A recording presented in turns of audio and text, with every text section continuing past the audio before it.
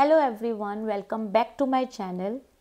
आज का वीडियो थोड़ा सा पर्सनल और मेरे दिल को छूने वाला वीडियो है, क्योंकि इसमें मैं आप लोगों के साथ कोई बहुत हैप्पी मोमेंट शेयर करने नहीं जा रही हूँ। I am going to share my challenging times just soon after my delivery, जो मुझे लगता है कि हर पेरेंट को ये जानना बहुत ज़रूरी है that how you are going to deal with challenges.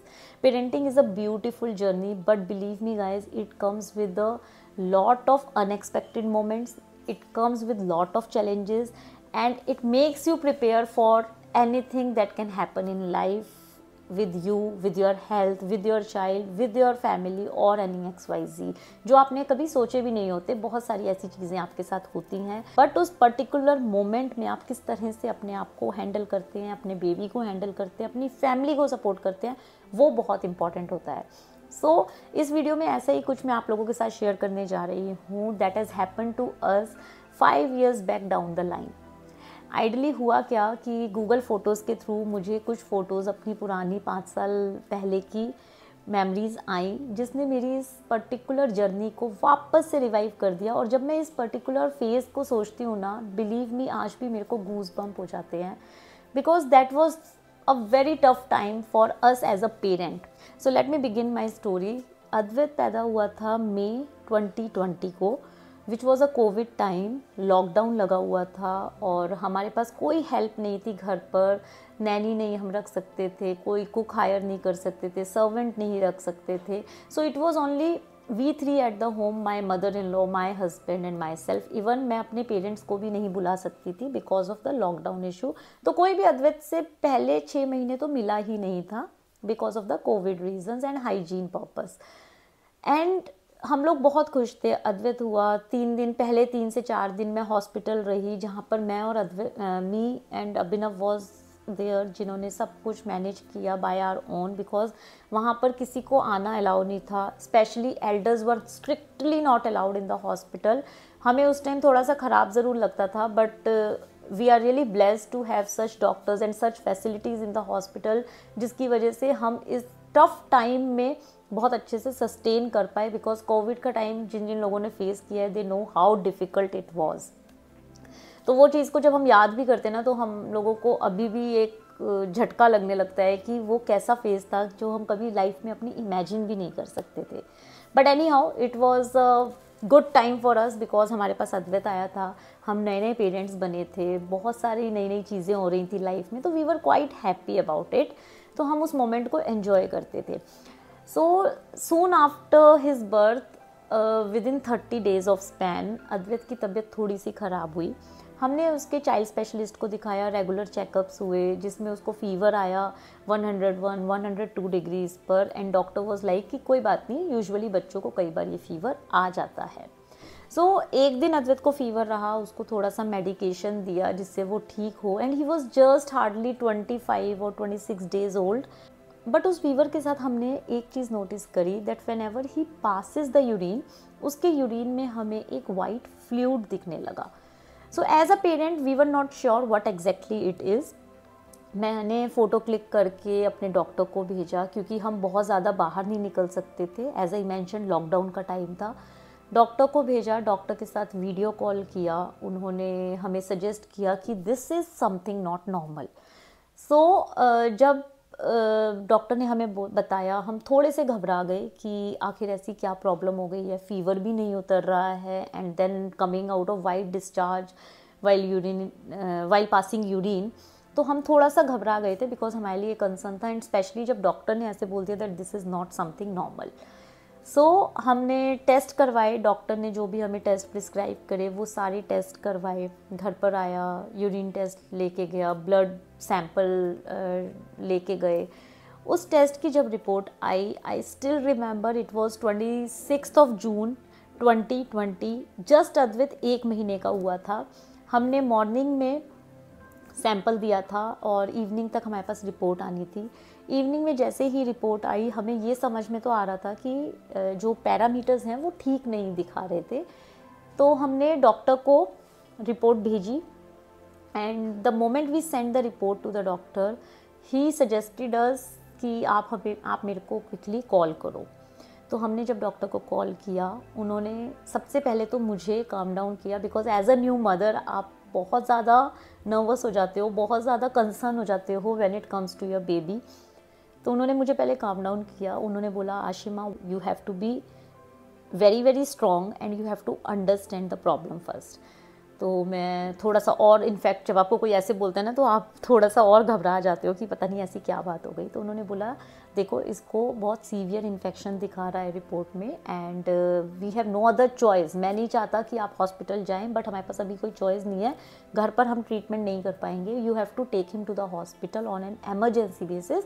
मैं कॉल कर देता हूँ और मैं वहाँ बता देता हूँ। So his child specialist was already from Artemis.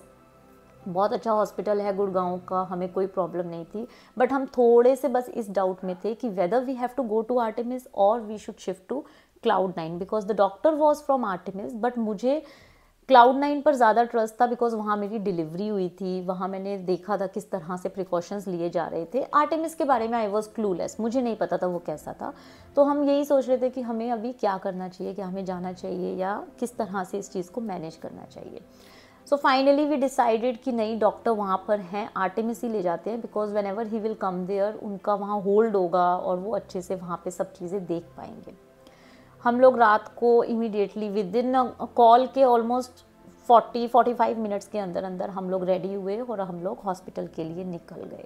I was just crying like anything. मैं अद्वैत को फीड कराती थी और मुझे ऐसा लग रहा था कि ये क्या हो गया, एकदम से लॉकडाउन का टाइम है, इतना प्रॉब्लम चल रहा है सब जगह, हम बाहर नहीं निकल रहे, कमरे से बाहर निकलने के लिए हम 4 बार सोचते हैं और ऐसे में हमें हॉस्पिटल जाना पड़ रहा है। तो थोड़ा सा वो भी एक डर मन में बहुत ज़्यादा था, बट चलो हम चले गए, हम हॉस्पिटल गए। हॉस्पिटल जाने के बाद वहाँ पे एडमिशन करवाया, सब कुछ हुआ, एंड बहुत सारी स्केरी चीज़ें भी देखी, बिकॉज सैड पार्ट ये था कि जहाँ पे हम अद्वैत को ले गए थे आर्टेमिस में, वहाँ पर कोविड पेशेंट्स भी आ रहे थे।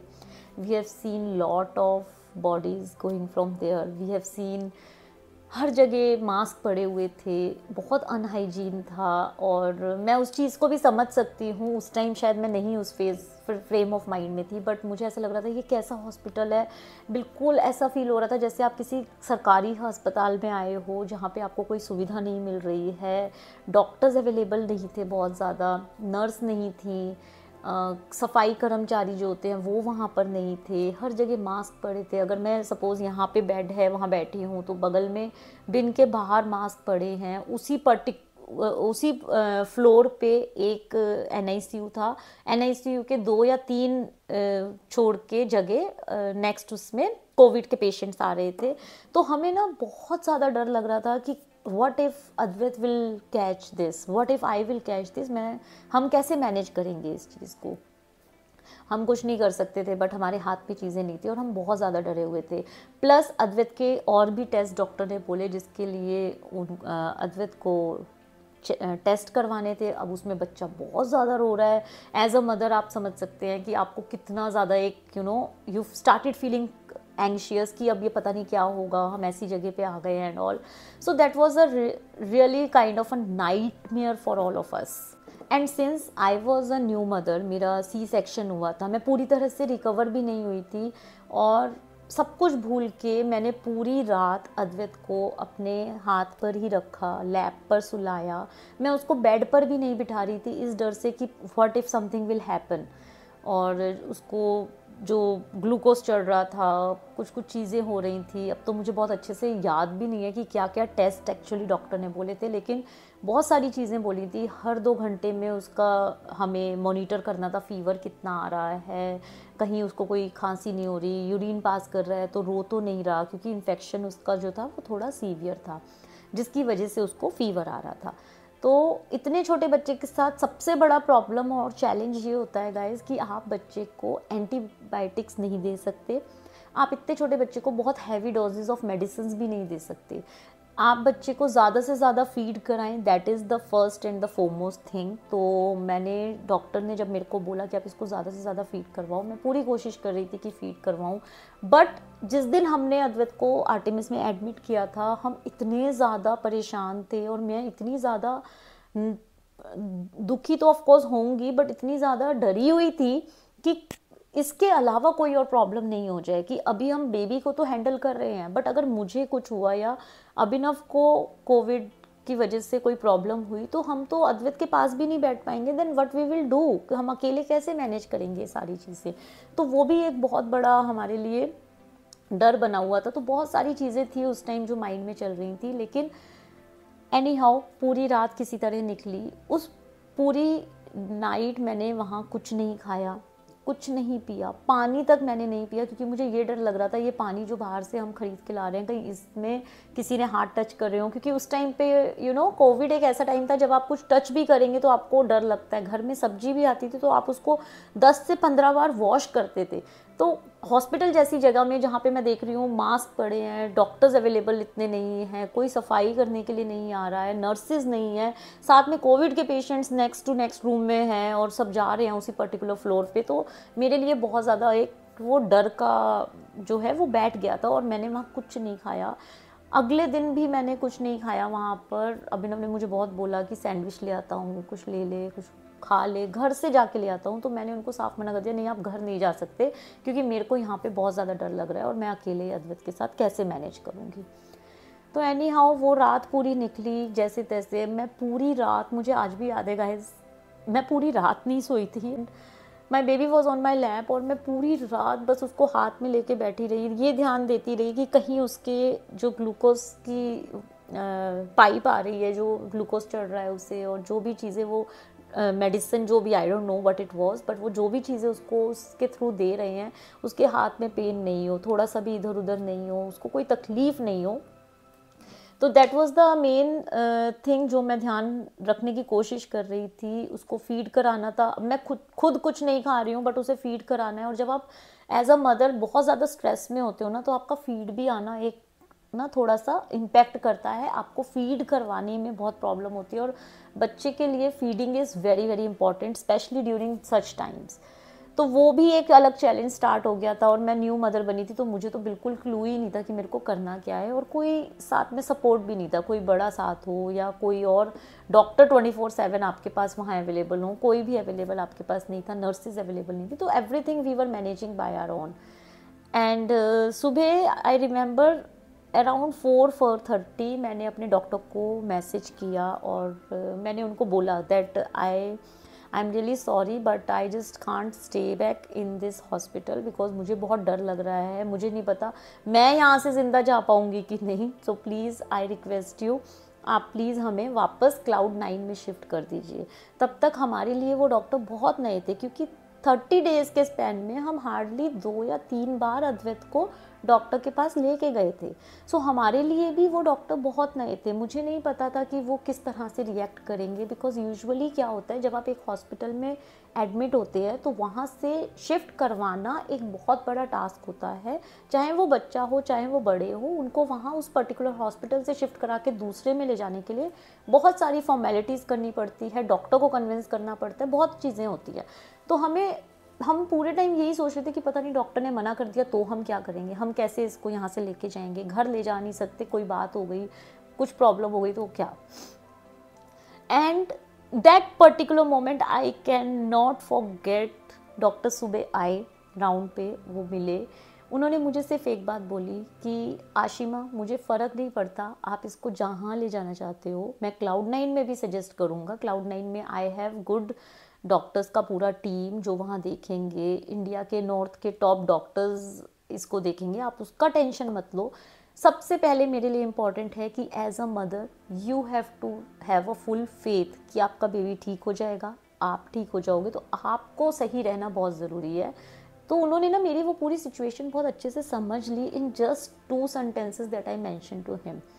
तो वो मेरे को बहुत हिट किया and I was really I think blessed कि मेरे को ऐसे डॉक्टर मिले, नॉट बिकॉज उन्होंने हमें अलाउ किया कि आप यहाँ से इसको लेके जाओ, but he was thoroughly with us over calls, over phone, over messages, because वो मेरे को ऐसी फीलिंग दे रहे थे कि ये बच्चा सिर्फ मेरा नहीं है, ये बच्चा मेरे लिए भी उतना ही इम्पॉर्टेंट है जितना एक मदर के लिए है।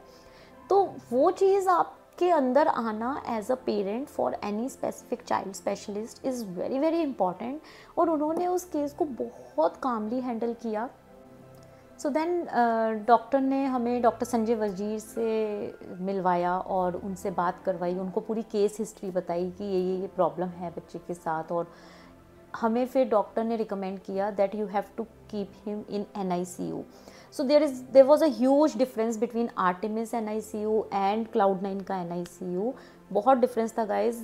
आई डोंट नो अभी वहाँ का कैसा सिनेरियो है, लेकिन आर्टेमिस का NICU वॉज मोर और less like government ward, but Cloud9 का NICU वॉज प्रॉपर NICU जिसमें पेरेंट्स को जाना अलाउड नहीं था।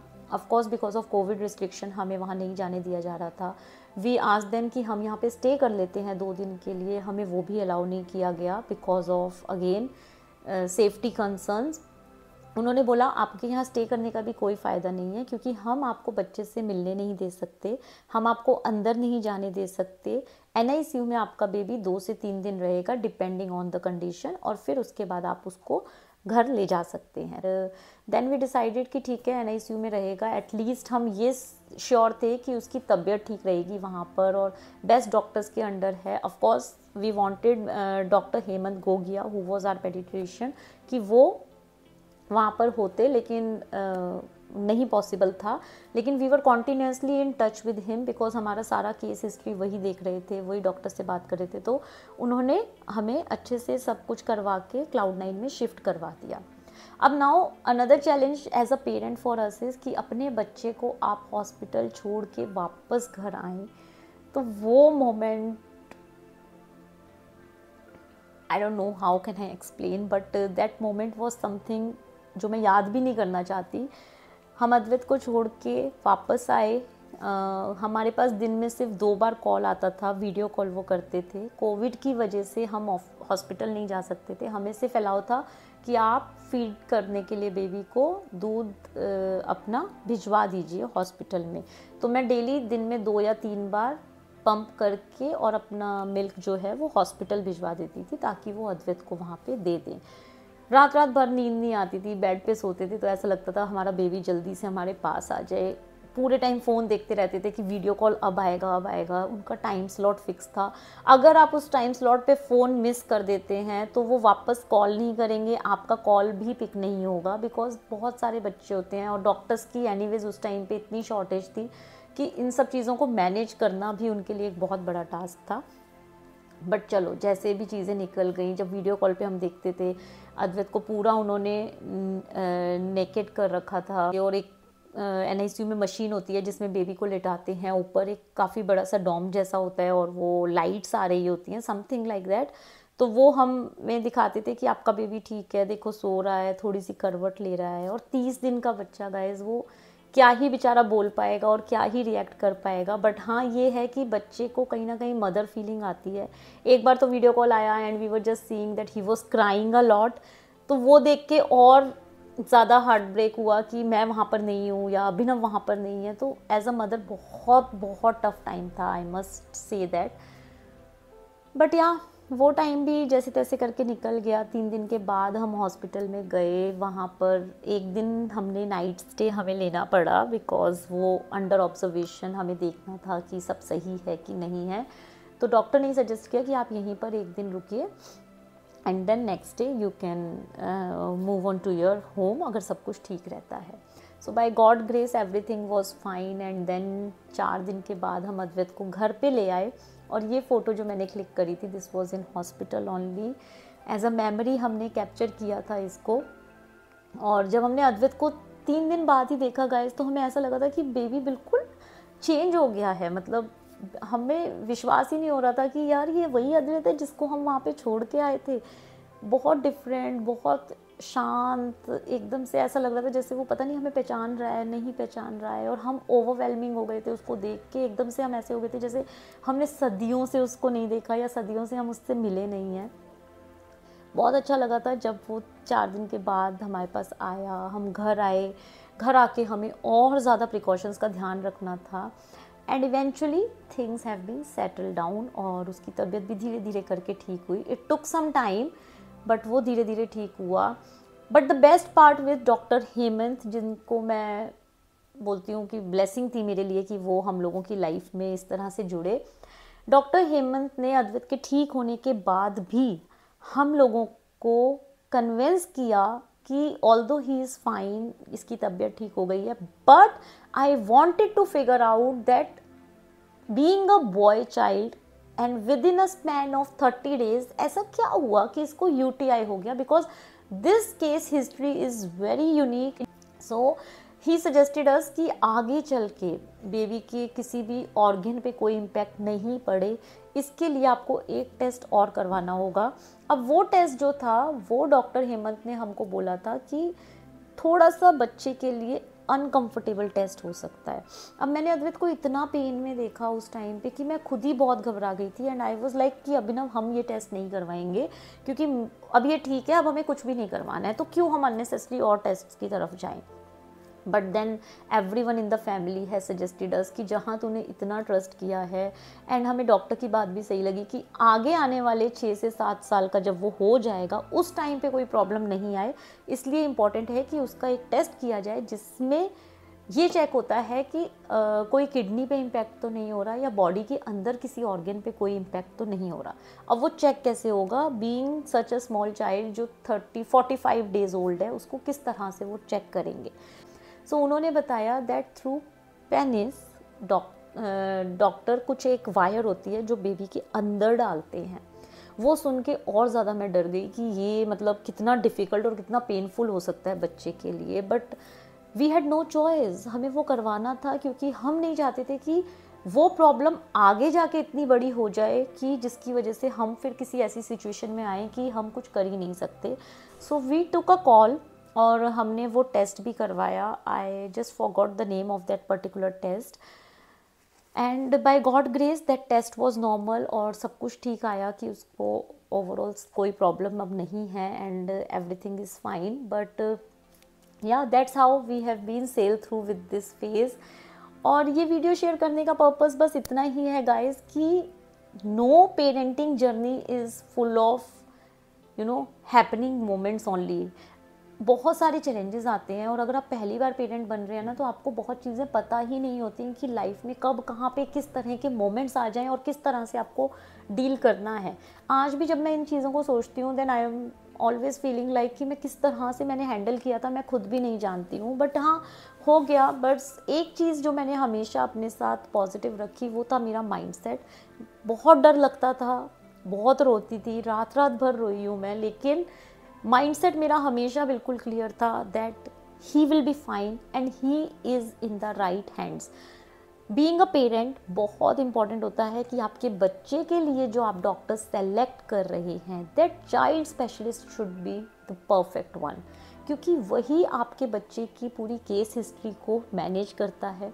वही चाइल्ड स्पेशलिस्ट आपको सही ढंग से गाइड करते हैं, किस तरह का खाना बच्चे को देना है, कौन सी मेडिसिन आप दे सकते हैं. बहुत सारे डॉक्टर्स होते हैं जो आपके बच्चे को एंटीबायोटिक्स भी देंगे, और बहुत से डॉक्टर्स ऐसे होते हैं जो एंटीबायोटिक्स के टोटली अगेंस्ट होते हैं because it's a human body and they prefer कि बच्चा जितना कम से कम एंटीबायोटिक्स पे रहे उतना उसके लिए अच्छा है. It all depends on person to person. मैं ये नहीं कह रही कि ये चीज़ सही है या दूसरी चीज़ गलत है, बट मोस्ट इम्पॉर्टेंट इज़ आप जो भी चाइल्ड स्पेशलिस्ट अपने बच्चे के लिए सेलेक्ट करें that has to be the best one, और आपको उनके ऊपर पूरा कॉन्फिडेंस होना बहुत ज़रूरी है. सो हमने अपना पूरा कॉन्फिडेंस डॉक्टर हेमंत गोगिया के ऊपर छोड़ दिया था. वो हमें जैसे बोलते थे हम बस वो फॉलो करते थे आंख बंद करके, क्योंकि हमें उनके ऊपर बहुत कॉन्फिडेंस था. And after 5 years of my parenting journey, मैं नहीं जानती वो मेरा ये वीडियो देख रहे होंगे कि नहीं, but I must say thanks to him because he is just like a god for us. जिन्होंने मेरे बेबी को एक ऐसा लगता है कि सेकेंड बर्थ दिया है. वो बहुत ज़्यादा क्रिटिकल सिचुएशन थी हम लोगों के लिए. तो बस इसी तरह से हमारी पेरेंटिंग जर्नी स्टार्ट हुई. Then I started doing lot of stuff, और बस उसके कुछ टाइम के बाद मैंने अपना यूट्यूब चैनल स्टार्ट किया और इस तरह से मैंने ये जर्नी अपनी स्टार्ट करी. सो ये एक मोमेंट था जो मैंने आज तक आप लोगों के साथ शेयर नहीं किया था, which I thought I should share it across. And बस ये सब चीज़ें याद करके 5 साल बाद भी आंख भर आती है, क्योंकि ये मेमोरी बहुत ही चैलेंजिंग और बहुत स्पेशल थी. एज अ पेरेंट बहुत सारी चीज़ें हमने इस मोमेंट के थ्रू सीखी. बहुत सारे अप्स एंड डाउन्स देख के बहुत सारे चीज़ों ने हमें बहुत स्ट्रॉन्ग भी बनाया। एंड लास्ट में बस यही कहना चाहूँगी कि पेरेंटिंग एक नई जॉब की तरह है गाइस, जिसमें आपको हर मोमेंट पे प्रूव करना है। हर मोमेंट आपके लिए परफेक्ट नहीं हो सकता, आप हर मोमेंट पे कुछ ना कुछ नया सीख रहे होते हैं and you just have to be on your toes to perform. जब बच्चे छोटे हैं तब एक अलग तरह के चैलेंजेस हैं, जब वो बड़े होने लगते हैं तब डिफरेंट चैलेंजेस आपके सामने आते रहेंगे। So it's on and on, ऐसा नहीं है कि आज आपके चैलेंजेस ख़त्म हो गए तो कल नहीं होंगे, but yes these challenges are worth when you see your kids are happy, when you see your kids are healthy and when you have somebody at home. जब आप बाहर से काम करके आते हैं और आप देखते हैं कि कोई आपका डेस्परेटली घर पे वेट कर रहा है and then that small little hug that will you know make you feel everything worth जो आप अभी तक कर रहे हैं या आने वाले टाइम में आप लोग करेंगे।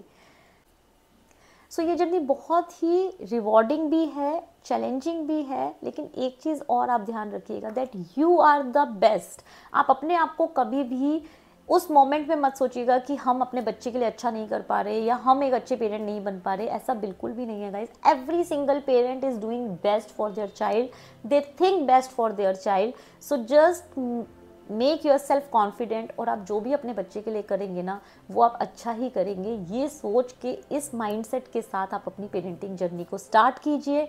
या पेरेंटिंग जर्नी को अगर आप अभी स्ट्रगल के साथ ले रहे हैं तो उसको स्ट्रगल के साथ नहीं, इस माइंडसेट के साथ लीजिए that you will do your best for your child. So इसी के साथ इस वीडियो को मैं यहाँ पर एंड करती हूँ। और अगर आप लोग मेरी स्टोरी को रिलेट कर पाए हैं या आपके कोई ऐसे पेरेंटिंग मोमेंट हैं जो बहुत ही इमोशनल रहे, जिसको आप आज भी याद करते हैं, तो आपको गूज़बम्प होते हैं, मुझे कमेंट बॉक्स में ज़रूर बताइएगा। सो मिलते हैं नेक्स्ट वीडियो में। Till then please take good care and have a great time with your little ones. Bye bye.